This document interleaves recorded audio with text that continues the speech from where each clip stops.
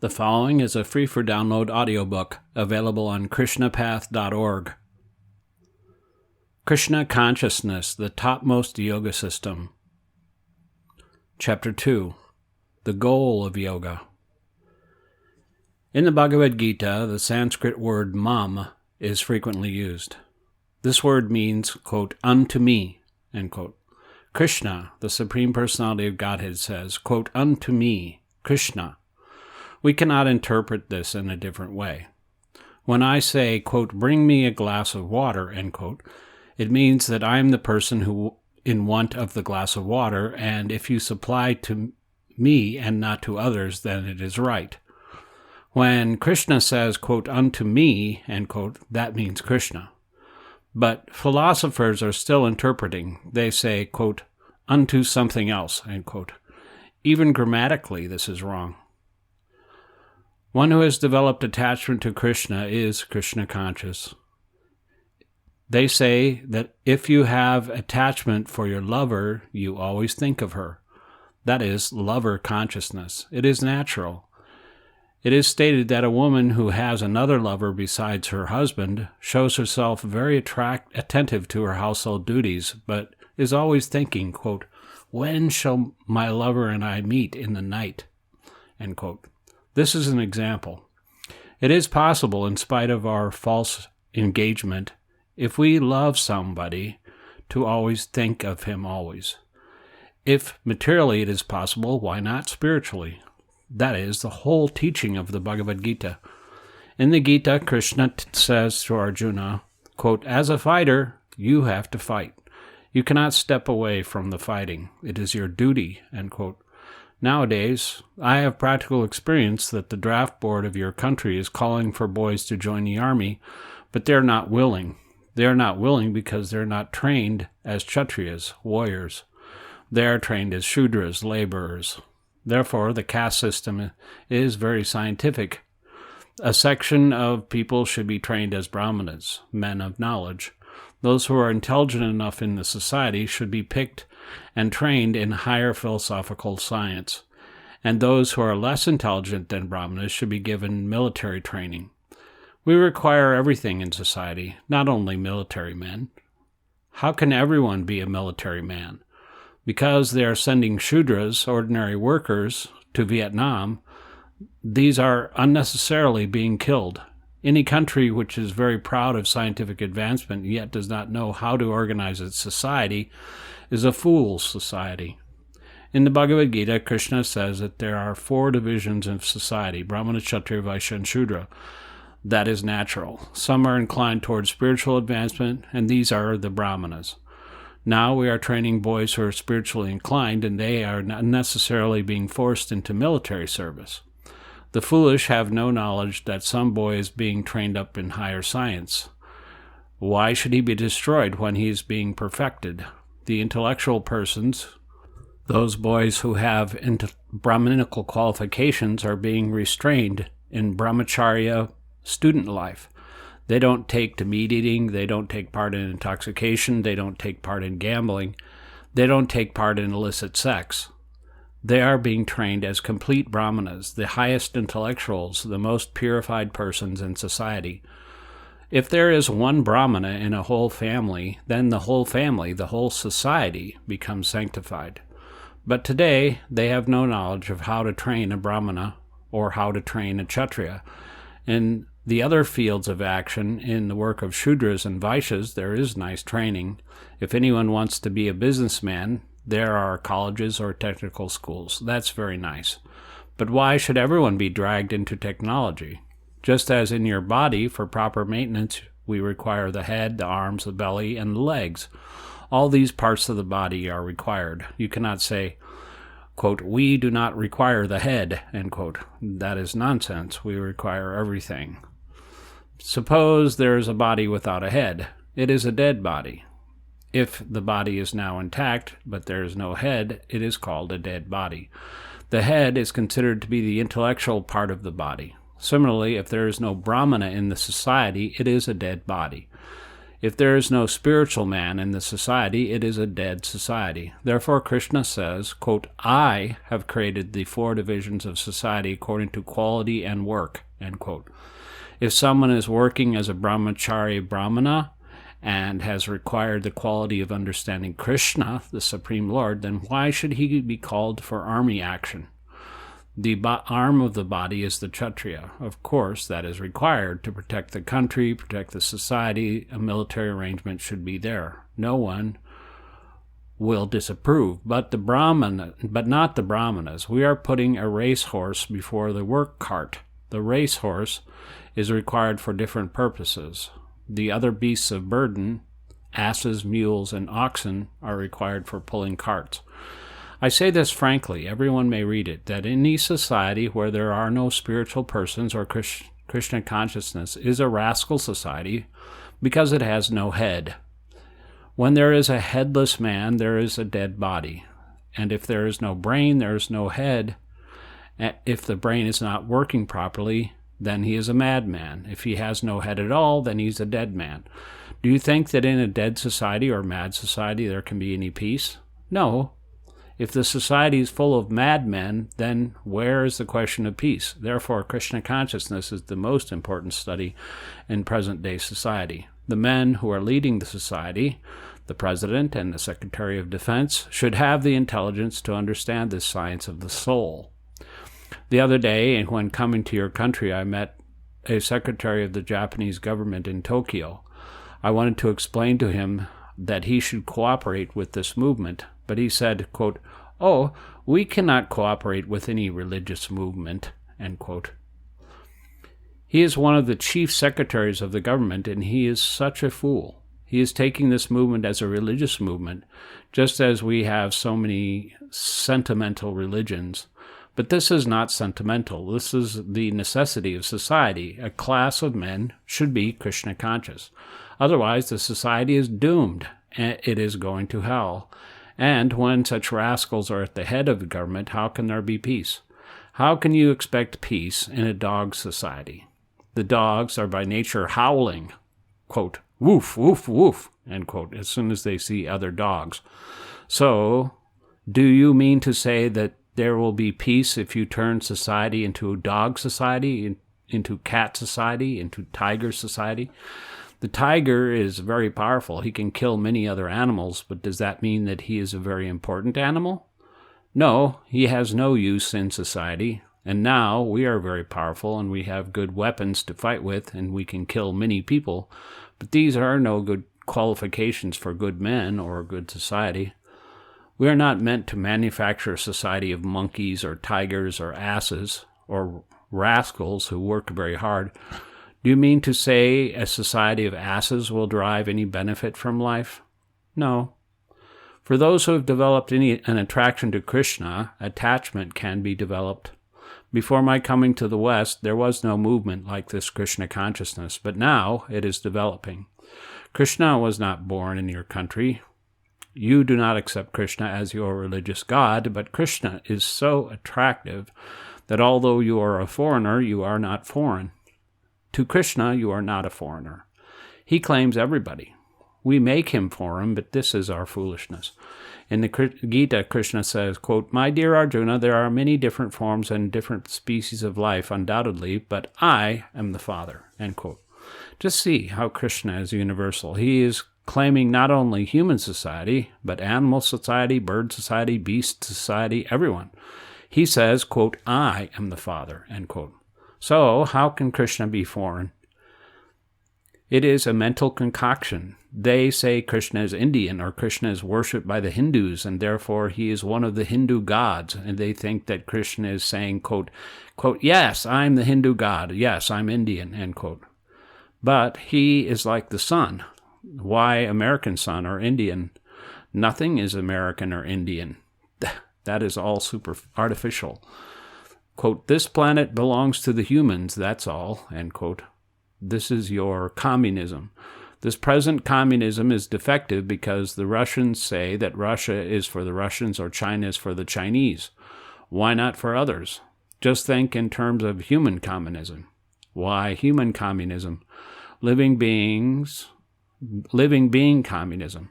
If you take this world as belonging to human society, that is defective. It belongs to everyone. It belongs to the tree community. It belongs to the beast community. They also have a right to live. Why should you cut the trees? Why should you send the bulls to the slaughterhouse? This is injustice. How can you gain justice by yourself doing injustice? We have no Krishna consciousness. We do not know that Krishna is our original father and that we are all his sons. The tree is my brother. The ant is my brother. The bull is my brother. The American is my brother. The Indian is my brother. The Chinese is my brother. Therefore, we have to develop Krishna consciousness. We talk all time, all this nonsense of universal brotherhood in the United Nations, all nonsense. Either you acknowledge the Father or else you have no idea of how to realize brotherhood or humanity. Therefore, they are talking for years and years. They are the same fools. Can't you see the UN? They have headquarters in New York. They're simply talking nonsense, that's all. That is their business. So unless there is full Krishna consciousness, there cannot be any improvement of the world condition. Krishna says that you have to develop your attachment for him. Begin at the beginning. But you can do it. It is not artificial. I have a few sincere students here just developing. They are not complete, but they are developing Krishna attachment. Otherwise, why should they waste their time chanting Hare Krishna? They are doing it, and it can be done. You can develop love for anything if you try for it. But Krishna development is very natural because Krishna is not a thing belonging to a particular type of religion or sect. Krishna claims, quote, I belong to everyone, end quote. Therefore, originally we are all connected with Krishna, but we have simply forgotten. This process of chanting is to evoke your remembrance of Krishna. It is not that we are inducting something artificial into you. No, Krishna is already connected with you, but you have forgotten, and we are trying to give you the process for reviving your original consciousness so you can come to our temple. That is the beginning. You can see Krishna or Krishna's devotees, and you can chant Hare Krishna. Krishna is not different from his name because he's absolute. He's not different from his words. The name Krishna and the person Krishna are not different because everything is Krishna. Oneness, the philosophy of monism or pantheism, is imperfect. When that oneness comes in understanding Krishna, that is perfection. If Krishna is the supreme absolute truth from whom everything emanates, then everything is Krishna, just as you have a gold mine and are preparing so many gold utensils and ornaments and many other things. But they are all gold because the original is gold. You may name it an, quote, earring, end quote, but you have to add, quote, gold, end quote, golden earring. You may name it, quote, necklace, end quote, but it is gold, and because originally it came from the gold mine. Similarly, everything originally is coming from Krishna. If he is supreme, the absolute truth, then nothing is different from him. Just as whether you say an earring or necklace or bangle or wristwatch, they're all made of gold, so they are gold. But at the same time, you cannot say that this is all gold. You must say, quote, this is a gold necklace, this is a gold earring, end quote. The Mayavad, or impersonalists, will say that everything is Brahman, but, quote, everything is Brahman, end quote, is not right. This is very nicely explained in the Gita in the 13th chapter, quote, I am expanded all over, that is my impersonal feature, end quote. Krishna is everywhere in his impersonal feature, but still, he is a person. The Mayavad philosopher thinks that if Krishna has become everything, then where's the possibility of Krishna here apart? This is complete rascaldom, because it is thinking in a material way. There is no spiritual knowledge. In the material way, suppose you take a piece of paper and tear it into particles and throw it all over.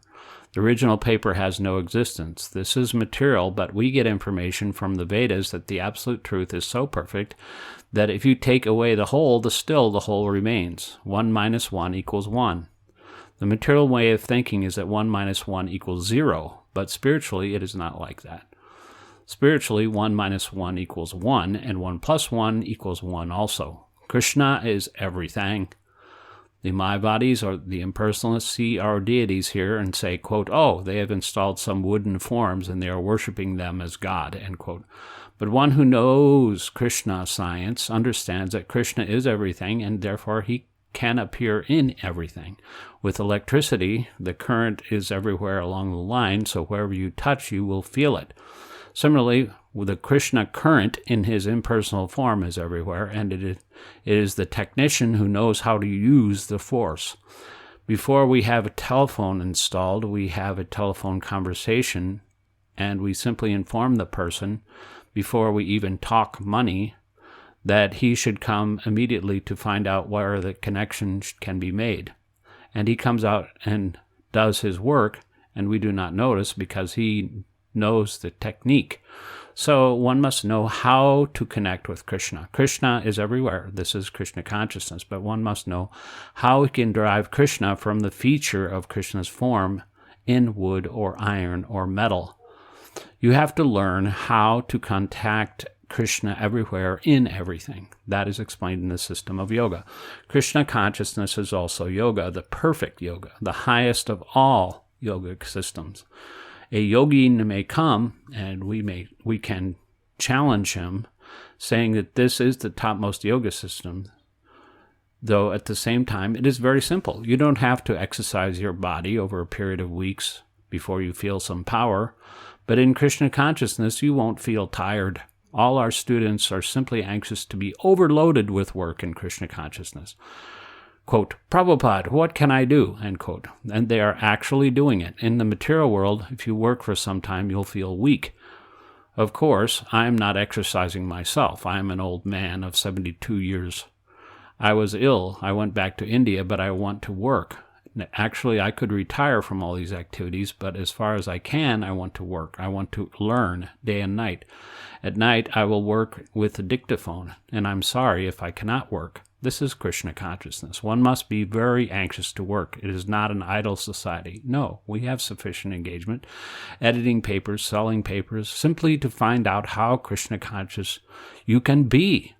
If you really want to be at peace, if you really want to be happy, then develop Krishna consciousness. And the beginning is to develop attachment for Krishna. The process by which we have prescribed is chanting and dancing before the deities and offering prasadam, spiritual food. This will make you more Krishna conscious. The yoga system, as it is described in Bhagavad-gītā, is different from the yoga system, which is going on in the West these days. The yoga systems which have been introduced into the West by so-called yogis are not bona fide. Yoga is difficult. The first thing is that you have to control the senses. That is the position of the yogi. He is not allowed to indulge in sex life. If you indulge in intoxication, if you indulge in meat eating, if you indulge in gambling, on sporting, all nonsense, you cannot at the same time be a yogi. I was astonished when a yogi came here, having advertised in India that you can be a yogi even though you may be addicted to drinking. This is not the yoga system. This is not standard. You can call it yoga, but it is not the standard yoga system. The yoga system is especially difficult for this age.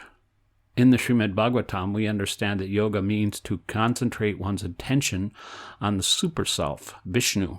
He is situated in your heart, and in order to concentrate your attention, you have to control the senses. The senses are working just like infuriated horses. If you cannot control the horses of your carriage, it will be dangerous. Just imagine you're seated in a carriage and your horses are so furious that they are dragging you to hell. Then what is your position? The yoga system means to control these senses. The senses are also compared to serpents. The serpent does not know who is its friend and who is its enemy. It bites anyone. And as soon as the serpent bites, the result is death.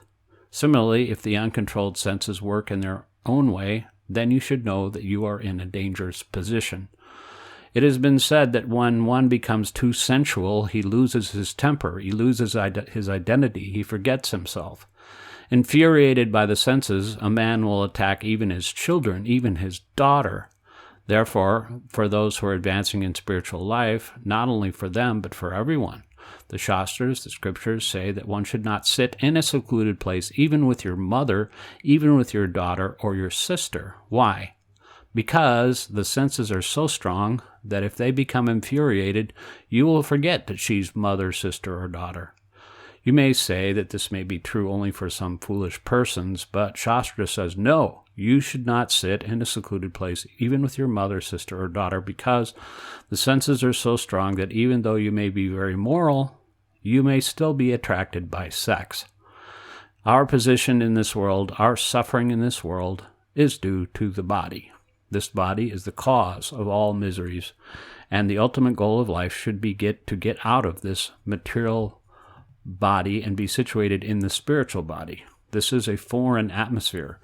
The soul is free spiritually, but it has been conditioned by this material atmosphere, and the body is of this matter. A human being is fit to inquire as to whether he is this body or something else. This can be understood very easily. I am not this body, because at the time of death the body remains, although everyone cries, quote, "Oh, the poor man is gone," end quote. The man is lying there. Why do you say he's gone? He's lying there. At the same time, we can come to our senses. The body is not the man. The real man is gone. Childhood body is changed into youthful body. Childhood body is gone. Similarly, the boyhood body is gone. You'll have to accept a body like mine, an old man's body.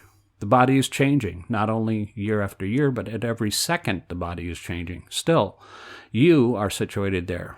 This is very simple to understand, and because the body is there, we are suffering. Everyone is trying to get out of suffering in any field of activity, in the economic field, political field, any field of activity, social or national. Everyone is trying to get out of misery. There is no other activity, either nationally or socially, individually or collectively. We're all suffering, and this suffering is due to the body. Yoga means to inquire. What am I? If I am not this body, then what am I? I am pure soul. Now, if my bodily activities or sensual activities are incorrect, I will not be able to understand myself, what I am. And the Bhagavad-gītā says that we are all grand fools. Why fools? Since we have this body, we are fools.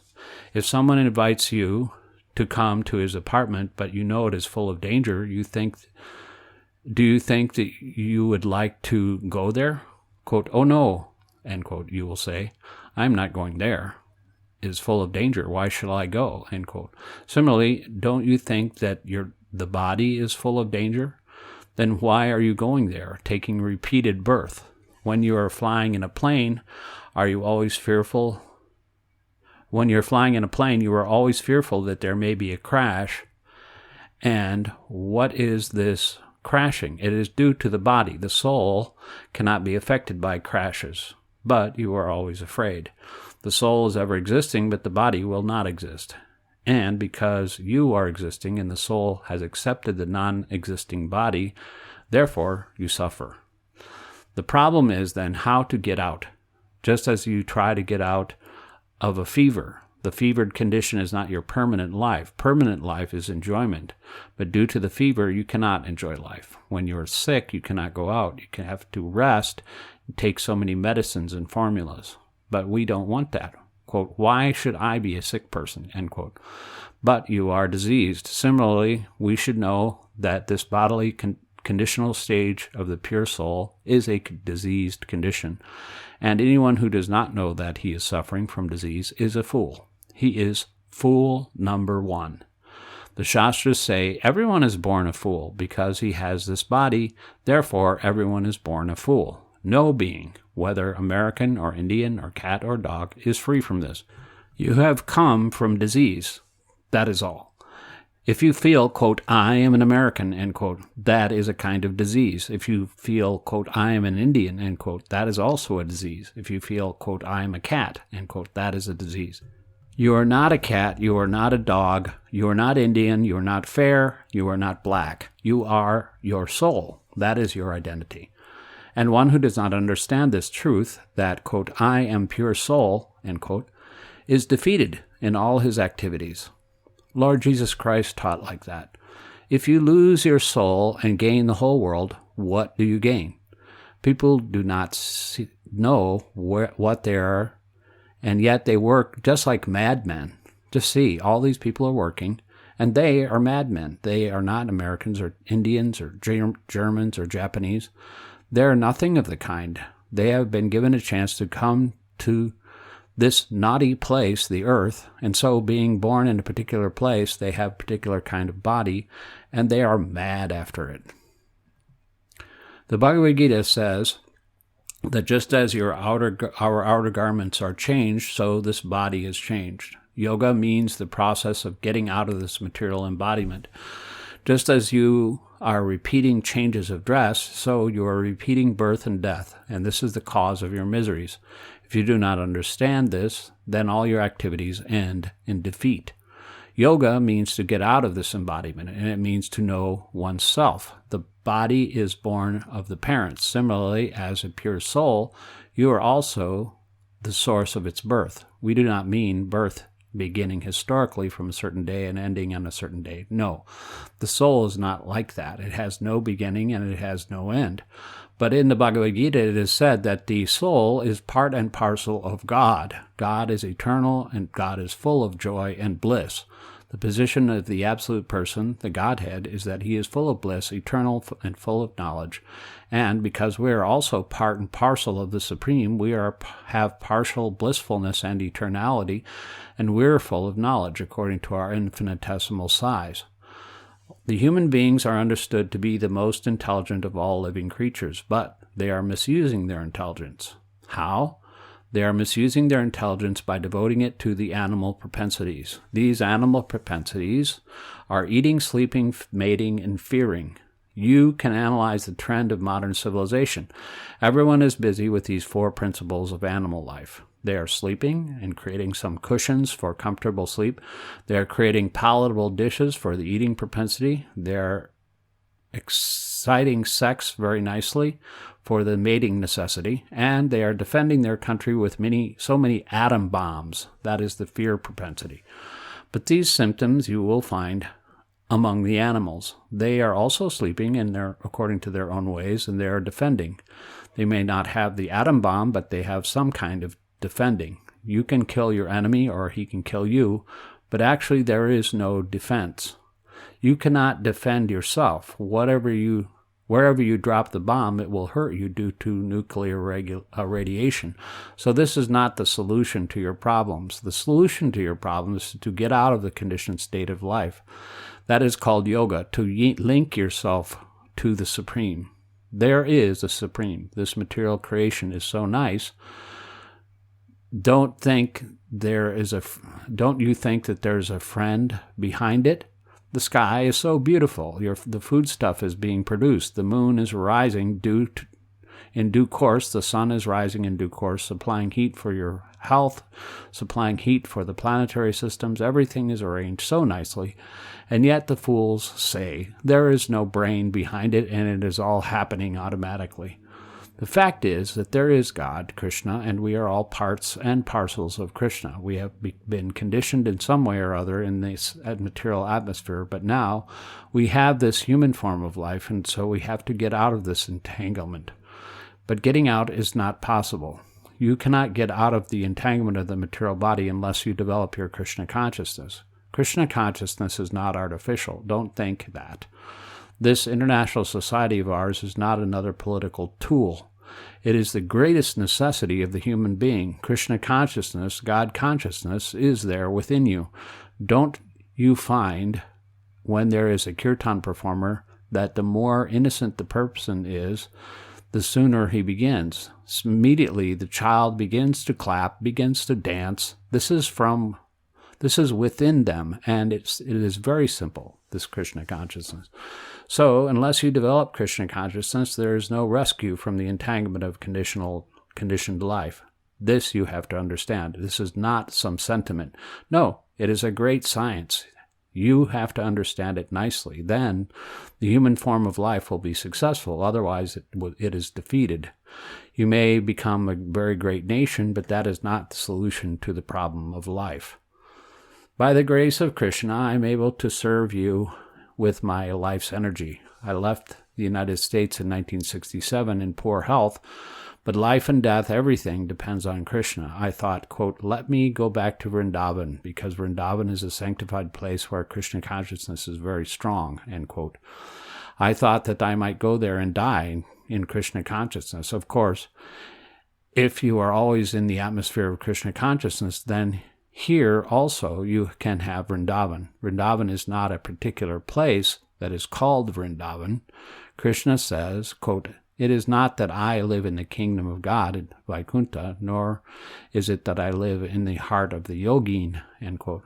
The yogin wants to find out where Krishna is within the heart. But Krishna says, quote, I am not in the abode in the spiritual sky, nor am I in the heart of the yogin, end quote. Then where are you? Krishna says, quote, I stay where my pure devotees are chanting my glories, end quote. That is Vrindavan. So, if that is Vrindavan, then I am there. There is no difficulty. Wherever there is electric light, there is electricity. It is naturally understood. Similarly, wherever there is Krishna consciousness, it is Vrindavan. We can create Vrindavan by the mercy of Krishna if we chant Hare Krishna. Perfect this Krishna consciousness. Try to understand the philosophy behind it. It is a science, not a bluff. We can speak from any angle of vision. Krishna consciousness is the great necessity of human society. Learn it and appreciate it and comprehend it and assimilate it and teach it. It is very simple. If you offenselessly chant Hare Krishna, everything will be revealed from within because Krishna is sitting within you. If you are strong and have faith and conviction in Krishna as well as in the spiritual master, the transparent, be a medium to Krishna, then Krishna is there. The Vedas say that if you have implicit faith in God and implicit faith in your bona fide guru, who teaches you Krishna consciousness, then the result will be that all the Vedic scriptures will be revealed authoritatively. The process is spiritual. It does not require any material qualifications. The speculators who are not realized souls are covered in delusion and are simply wasting their time. Whatever they may do in their official class, they remain the same foolish rascals. But our Krishna conscious students will feel a change in their lives, a change in happiness, a change in youth also. This is reality. I shall request you, my dear young girls and boys, to take Krishna consciousness very seriously, and you will be happy. Your life will be perfected. It will be the sublime addition to your life. It is not a bluff. We have not come here to collect some money. Money is supplied by Krishna. I am going back and forth to India. Not only I, but my students as well. For a rich man, there would be so many expenditures. It would cost $10,000 for such trips. But our business is Krishna, and He will supply. I do not know where the money comes from, but Krishna supplies. In Krishna consciousness, you will be happy. You are the young generation. You are the flower of your country and society. Practice this most sublime system, Krishna consciousness. Be happy and make others happy. This is the real mission of life.